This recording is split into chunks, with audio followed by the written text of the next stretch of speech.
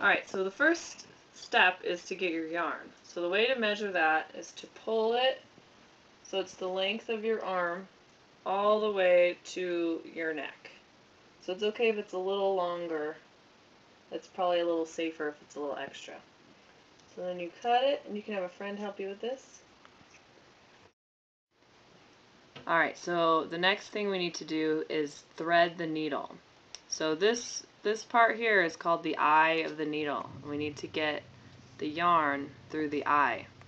Now your first instinct is going to be to try to stick the end through, but that's going to make it too hard because there's too many strands in a piece of yarn.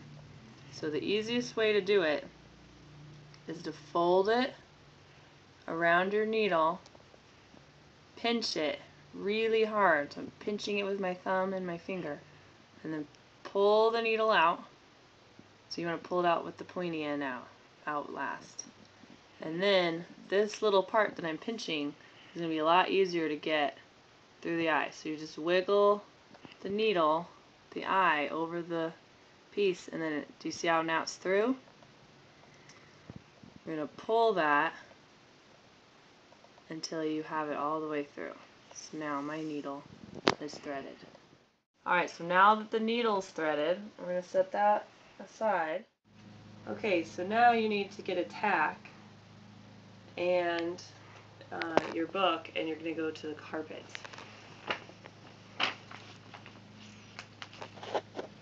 So once you're on the carpet, you're going to open your book all the way up.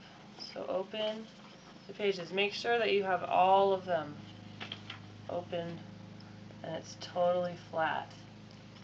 Okay, so you're going to line it up, because however you poke the holes is how it will stay. Then you're going to take your tack, and make sure it doesn't move when you start poking holes. You're going to just poke right in the middle. And if you want, you can make them a little bigger, but you don't need a big hole. That's why I didn't punch them for you. Okay? Can you see the holes? Okay, so now that you have the holes poked into your cover that line up with your signature, you're ready to actually sew your book together. And for the first stitch, you're going to go with your yarn, and notice I have a tail, a little short tail and a long piece. Okay, you're going to go from the outside, so that's the side that you colored. You have to find your hole that you poked with the tack.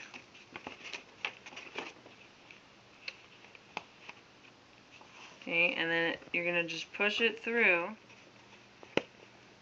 You see that? I should use my other needle. Push it through the middle, and you're going to pull it until you just have a little tail. Can you see that? Okay, so that's about how long. This is your tail. Leave that tail there. Okay, so now once you're inside, you're going to go back out.